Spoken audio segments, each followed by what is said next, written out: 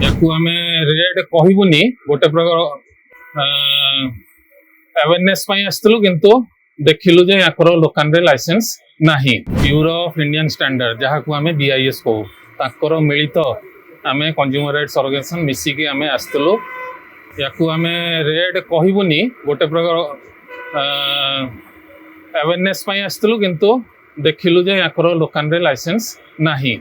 तीनटा याकर टोटल भुवनेश्वर रे चारटा दुकान अच्छी। चारटा दुकान भितर तीनटा रे लाइसेंस अच्छी। एई दुकानटा विदाउट लाइसेंस से चलाउथिले जोटा कि इलीगल। तो एबे आमे सेठी सैम्पलिंग करूछु जिंस सैम्पलिंग हला परे किछि जिंस सीज करिवु किछि आमे सील करिकि तांको पाखरे रखिवु तापरे लीगल एक्शन आमे नबु। एटा टोटली गोटे विदाउट लाइसेंस दुकान ज्वेलरी दुकान चलेवाटा एबो 40 लाख तार गोटे कंडीशन भी अच्छी। 40 लाख टर्नओवर वर्ष को जदि हेइथिबो दुकान रो तार एबव हैला माने लाइसेंस टा निहाती दरकार।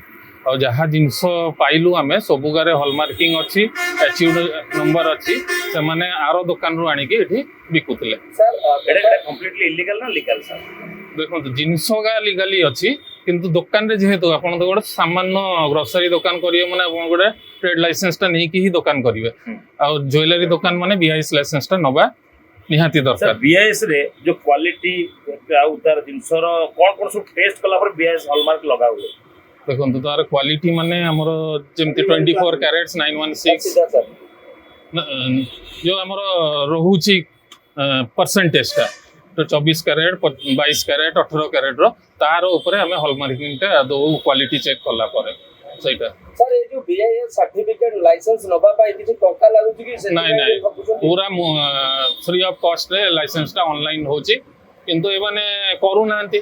कोन मेसेज देबे जो मन सो बिना समस्या सुनंदो एटा गोटे मैंडेटरी हेई गलानी एबे नो स्टार्टिंग रु जे गोटे सोना दुकान करियो माने बीआईएस लाइसेंस नबो ताको पई हमें सही पई बिना मूल्य रे रखिछु लाइसेंस आपण इमीडिएटली कर दियंतु। गोटे जेमति खाद्य प्रोडक्ट आपण बिकुचंदी माने एफएसएसआई समस्त स्वतंत्र गोटे गोटे जिंस रहिछि लाइसेंसिंग करिया पई।